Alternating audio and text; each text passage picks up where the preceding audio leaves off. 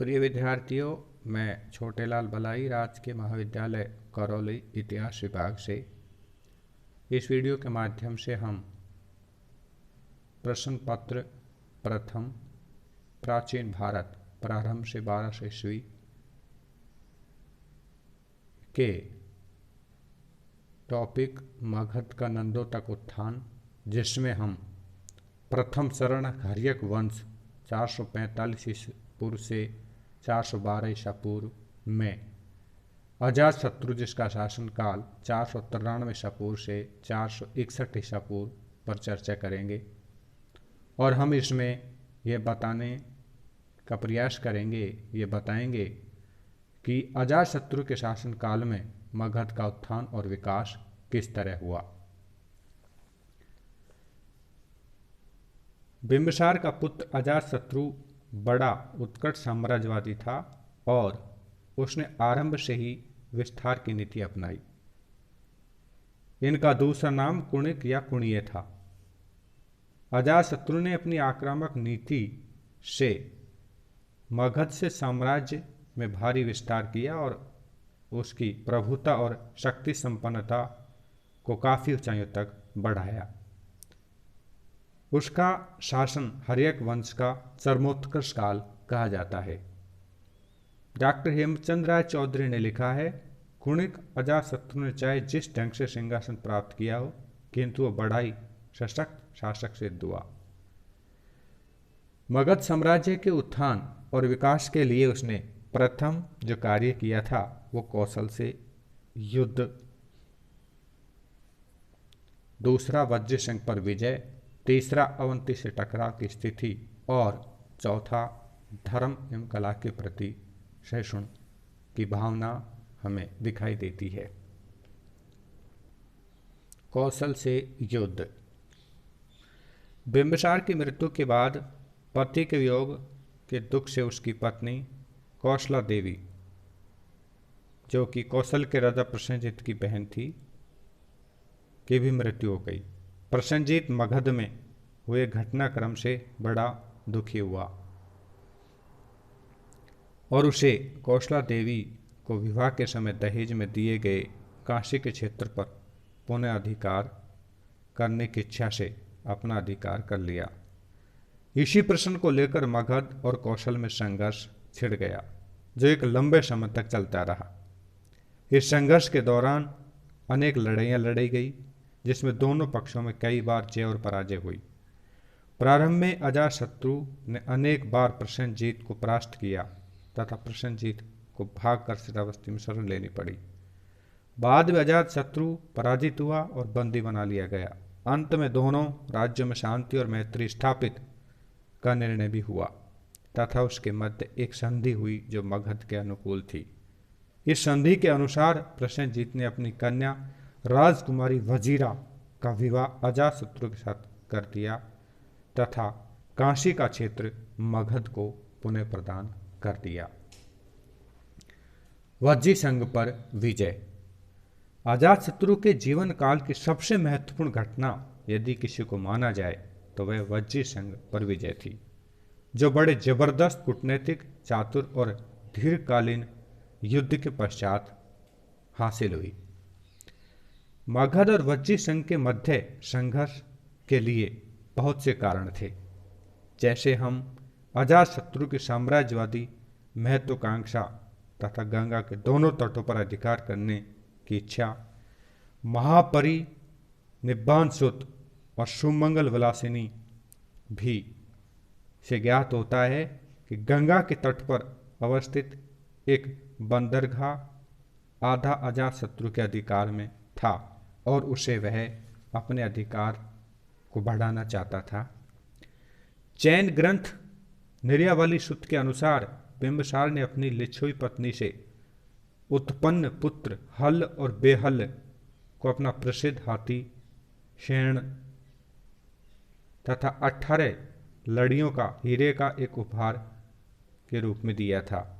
अजातशत्रु के राजा बनने के बाद उसकी पत्नी, जिसका नाम पद्मावती, ने शयन हाथी एवं उक्त हीरों के हार को स्वयं प्राप्त करने की अभिलाषा व्यक्त की, जो भी एक कारण था।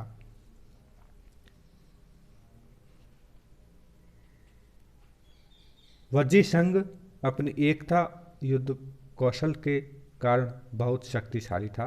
अजातशत्रु को इस बात का आभास था कि मात्र सैनिक आक्रमण द्वारा वज्जी संघ का पराभव संभव नहीं है।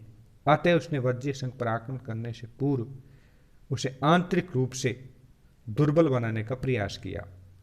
महापरिनिब्बाण सूत्र के अनुसार वज्जी संघ के विरुद्ध युद्ध छेड़ने से पूर्व अजातशत्रु ने अपने महामात्र ब्राह्मण वशस्कार को महात्मा बुद्ध के पास भेजा कि वह उनसे इस बारे में परामर्श ले।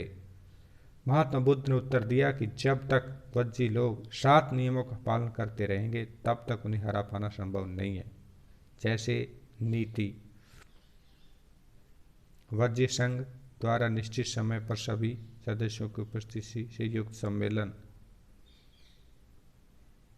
श्रेष्ठ प्राचीन परंपराओं का अनवरत पालन, वृद्धों का आदर, चैत्य पूजा, अर्हतों का आदर, स्त्रियों का सम्मान।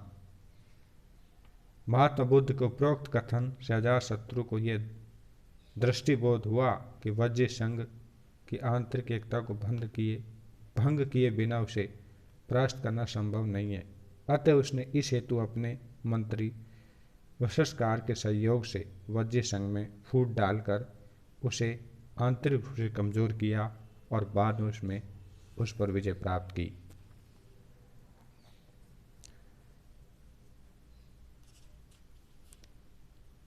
जैन ग्रंथों से संकेत मिलता है कि वज्जी संघ पर करीब अजातशत्रु द्वारा 16 वर्ष से भी अधिक समय तक युद्ध नीति का प्रयास किया गया। अंत में लिच्छवी पूरी तरह पराजित हुए एवं उनके शासक चेटक ने एक कुएं में डूबकर अपनी जान दे दी। अवंती से टकराव की स्थिति।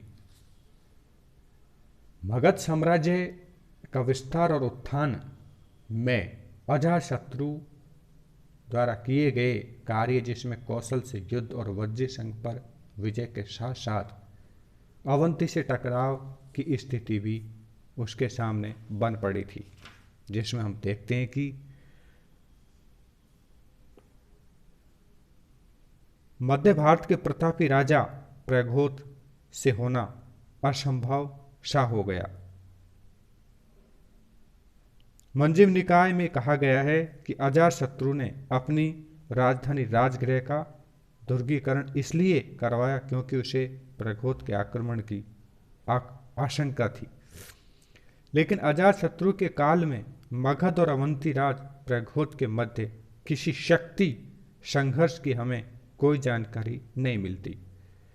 उत्तरी भारत की निर्विवाद सत्ता के लिए इन दो शक्तियों के मध्य अजातशत्रु की मृत्यु से पूर्व संघर्ष नहीं हो पाया।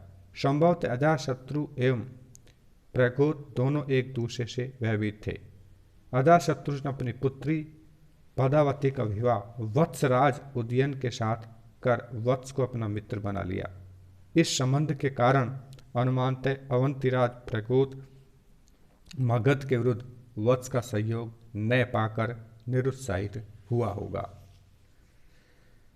धर्म और कला के प्रति सहिष्णु भावना भी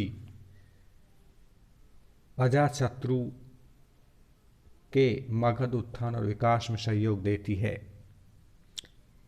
अजातशत्रु अपने पिता बिंबिसार की भांति धार्मिक दृष्टि से सहिष्णु और उदार शासक था।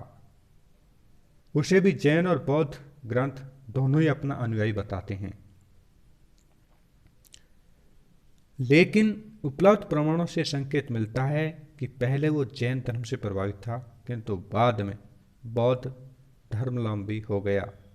जैन ग्रंथों में कहा गया है कि वो अपनी रानियों एवं परिजनों के साथ निकट नाथपुत